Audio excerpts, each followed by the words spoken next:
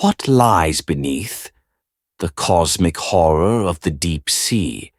They say the ocean is silent, but that's a lie. If you listen closely, you'll hear things that should not exist. The deeper you go, the more reality begins to unravel. In the pitch-black depths where no sunlight can reach, something ancient waits, something that has been there long before us, and will remain long after we're gone. Scientists claim we've explored more of the moon than our own oceans, but maybe that's a good thing. Maybe. We were never meant to know what lies beneath. In 1997, the U.S. Navy recorded a sound so loud that it was detected across the entire Pacific Ocean. They called it the bloop. Some scientists believe it was the sound of icebergs breaking apart, but others disagree. The frequency, the depth, the sheer scale of it suggested something else, something alive.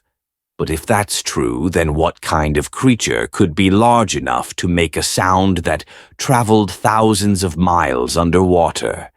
And if that sound was real, what else is lurking down there, unheard? The deeper we go, the stranger life becomes. Creatures with translucent skin, monstrous jaws, and glowing red eyes drift through the abyss. The gulper eel, with its horrifyingly elastic mouth, can swallow prey whole in an instant. The anglerfish, with its eerie bioluminescent lure, waits in the darkness, motionless, until it strikes. But these are just the things we've seen. The true horrors, the ones that exist beyond human reach, remain hidden.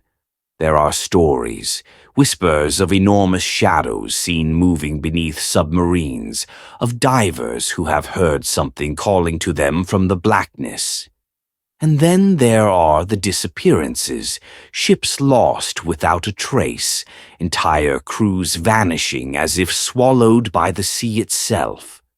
H.P. Lovecraft believed that the ocean wasn't just home to terrifying creatures, but to sleeping gods. He wrote of Cthulhu, the great dreamer, waiting beneath the Pacific in his sunken city of R'lyeh. A being so vast, so beyond human comprehension, that simply looking upon it could drive a person to madness. And he wasn't the only one. Across cultures and centuries, myths tell of monstrous beings lurking beneath the waves, of cities swallowed whole, of gods that slumber beneath the ocean floor. Could these myths be warnings? Could it be that something is truly down there, waiting? Sometimes, in the deepest parts of the ocean, scientists detect strange movements, massive, slow-shifting anomalies, as if something enormous is waking up. The ocean is a graveyard of secrets, an endless abyss where light cannot reach and where time itself seems to stop. We think of space as the final frontier, but perhaps the greatest mystery is not above us, but below. Maybe we're looking in the wrong direction. Maybe the real horror isn't out there in the void of space, but right here, on our own planet, beneath miles of crushing water. Maybe some things are better left undiscovered, because once you see what lies beneath, there's no going back.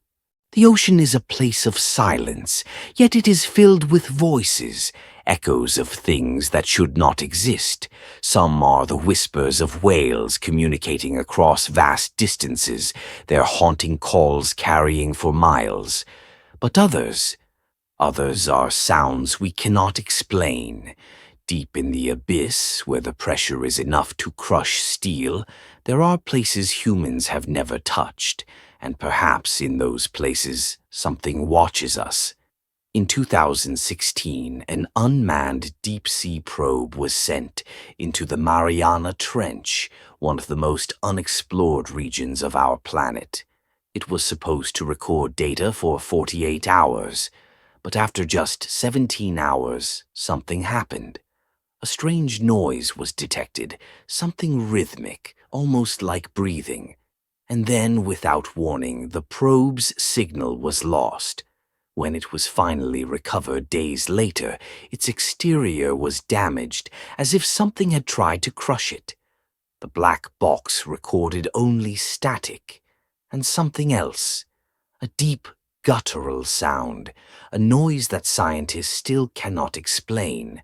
But what if this wasn't the first time?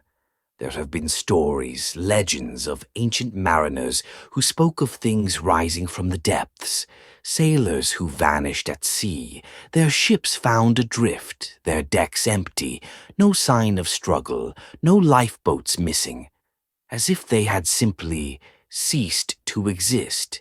And then there are the reports from modern submarines, naval crews who have seen massive shadows moving beneath them, larger than anything known to man. Some claim they've detected sonar readings of objects the size of cities shifting in the depths, before vanishing completely. These stories sound like myths, like hallucinations born from the isolation of the deep sea. But what if they're not? What if something is waking up? In Lovecraft's writings, R'lyeh is a city buried beneath the Pacific, where an ancient, incomprehensible entity sleeps, waiting for the right moment to rise. What if these stories, these myths, are echoes of something real? After all, how many times in history have legends been dismissed, only to later be proven true? The coelacanth, a fish believed to have gone extinct 66 million years ago, was discovered alive in 1938, unchanged for millennia. If something as ancient as the coelacanth can remain hidden for so long, what else could be lurking in the depths, waiting? Then there's the question of the ocean floor itself. Sonar scans have shown vast, unexplained trenches, structures that resemble something built rather than naturally formed. Could there be ruins down there? Cities swallowed by time and water? Some scientists speculate that if an advanced civilization had once thrived on Earth, evidence of their existence would have long since been buried beneath the shifting oceanic plates. But what if some of them never truly disappeared? As we continue to explore the depths, we are playing a dangerous game. We drill into the ocean floor, disturb regions untouched for millions of years, and send signals into the abyss. But what if something is listening? What if we are waking up something that should have remained asleep? The final question remains, what if we are not the first to do this?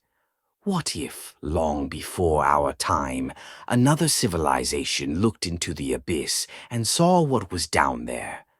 What if they realized the truth? And that is why they are gone. Perhaps the greatest warning has always been hidden in plain sight. The deeper we go, the closer we get to understanding the terrifying reality of what lies beneath.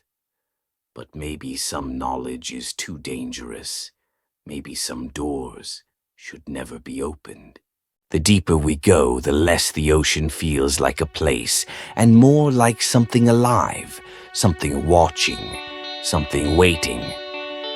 We have been disturbing the depths for centuries, drilling, detonating, exploring where we were never meant to tread. But what if our presence is not unnoticed? What if, in our arrogance, we have awakened something that should have remained in slumber? In the last decade, deep-sea probes have recorded anomalous movements, massive shifting shapes in the darkest parts of the ocean, some so large they defy explanation, moving in ways that no known creature could. At first, scientists dismissed these as tectonic shifts, illusions caused by sonar interference. But then, the signals changed. The patterns began repeating, like something responding to our presence. A pulse, a rhythm. as if something was breathing. And then the disappearances began. Entire fishing vessels lost overnight, with no distress signals, no debris, only silence. Naval submarines that detected unidentified objects moving at impossible speeds, only to lose all contact seconds later. A deep-sea research station in the North Atlantic, operational for years, suddenly went dark. When a rescue team arrived, they found the station intact, but abandoned. Equipment was left running, meals half-eaten, but the crew was gone. No signs of a struggle, no signs of escape, just emptiness. Governments remain silent, but leaked reports suggest something disturbing. A classified sonar recording taken from the Mariana Trench captured something rising from the abyss. The signal lasted 12 minutes. Then, nothing. No trace. No explanation. Some believe it was a geological event. Others think it was something breaking free. Something waking up. In Lovecraft's stories, Cthulhu dreams beneath the waves, waiting for the stars to align. But what if the stars don't matter? What if it was never about celestial events, but about us? What if we are the ones who were always meant to wake them? And now, as the ocean stirs, as things begin to rise that have been buried for eons, one question remains. What happens next?